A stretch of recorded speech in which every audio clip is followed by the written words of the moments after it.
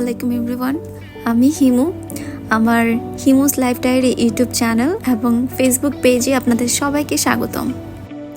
আজ আমি যাচ্ছি ঢাকা থেকে সবচেয়ে কাছে প্রাকৃতিক গ্রামীণ পরিবেশে সবচেয়ে সুন্দর সাশ্রয়ী একটি রিসর্ট, যার নাম হচ্ছে জিন্দা পার্ক।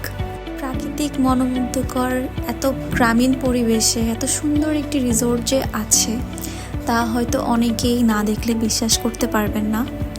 জিন্দা পার্ক অবস্থিত নারায়ণগঞ্জের রূপগঞ্জে 300 ফিটের এরিয়াতে। এখানে আসার সাথে সাথে একটি কুকুর আমাকে ওয়েলকাম জানালো।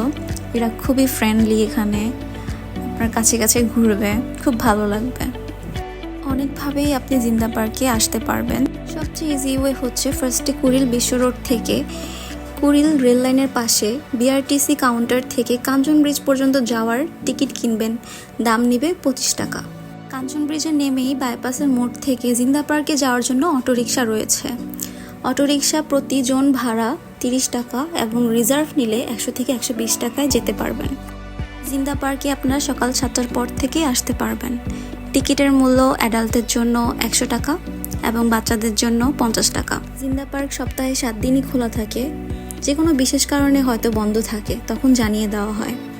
এখানে আপনি খাবার খেতে পারবেন, ভিতরেই রেস্টুরেন্ট আছে। চাইলে আপনি প্যাকেজ আকারেও খেতে পারবেন। দেশি খাবারের বিভিন্ন আইটেম যেমন মুরগি, গরু, খাসি, সবজি, ডাল, ভাত এসব খেতে পারবেন। খরচ পড়বে 130 থেকে 350 টাকার মধ্যে। আপনি চাইলে বাইরে থেকেও খাবার নিয়ে যেতে পারবেন, তবে সেই ক্ষেত্রে 25 টাকা ফি দিতে হবে। আমি যেখানে এখন বসে আছি সেটা হচ্ছে ওদের রেস্টুরেন্টের সামনে। এখানে আপনি সুন্দর সুন্দর অনেক বিড়াল দেখতে পারবেন, খুবই কিউট। ওরা অনেক ফ্রেন্ডলি হয়, সামনে এসে বসে থাকে, কোলেও উঠে যায়। আর আপনারা জেনে অবাক হবেন, জিন্দা পার্ক 150 একর জায়গা জুড়ে অবস্থিত। এখানে 250 প্রজাতির 10,000-এর বেশি গাছ, 5টি জলাধার ও অসংখ্য পাখি রয়েছে। ঢাকাতে অনেক পার্ক রয়েছে, তবে নোংরামি ও অশ্লীলতার জন্য সেই পার্কগুলোতে যেতে এখন মানুষের ভয় করে।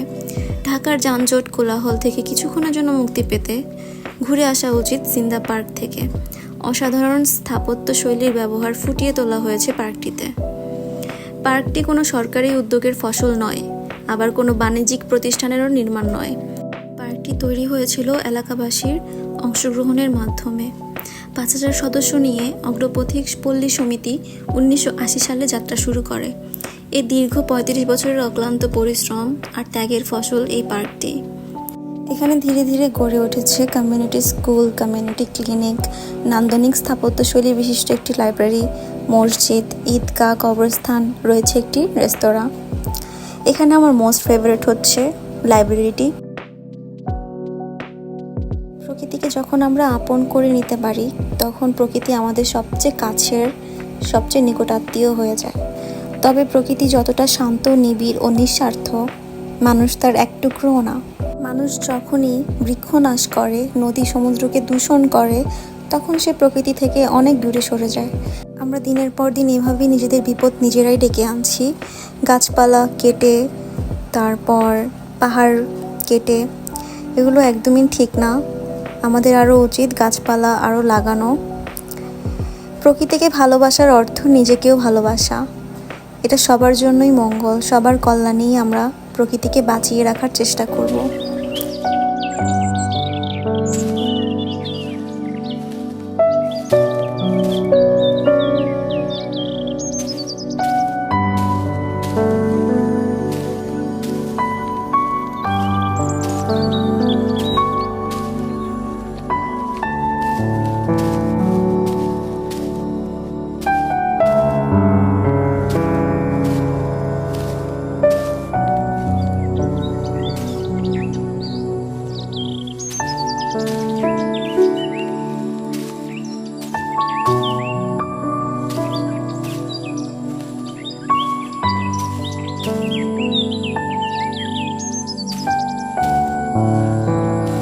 হঠাৎ করেই চোখে পড়লো একটি গুইসাপ।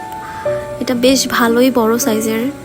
আমি আস্তে আস্তে করে সামনে আগাচ্ছিলাম এটা ভালো মতো দেখার জন্য, ভয়ও লাগছিল।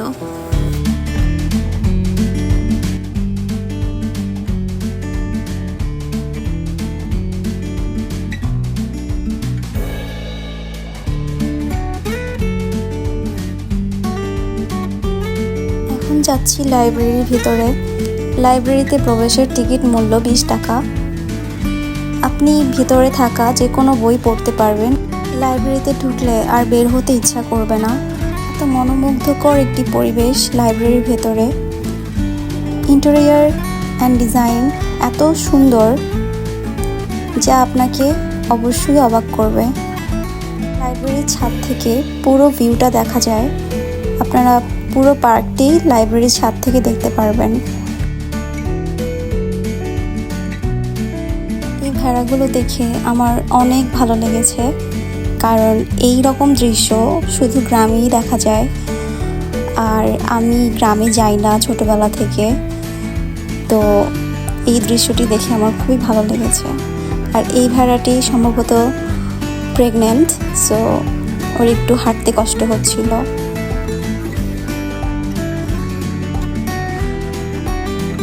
এখানে ঘুরতে আসলে প্লিজ চিপসের প্যাকেট, ময়লা এগুলো ফেলবেন না যেখানে সেখানে। এখন সন্ধ্যা হয়ে গেছে, আমি বাসার উদ্দেশ্যে রওনা দিব। তো সবাইকে ধন্যবাদ আমার ভিডিওটি দেখার জন্য। ভিডিওটি ভালো লেগে থাকলে অবশ্যই লাইক অ্যান্ড সাবস্ক্রাইব করতে ভুলবেন না। ধন্যবাদ সবাইকে। আল্লাহ হাফেজ।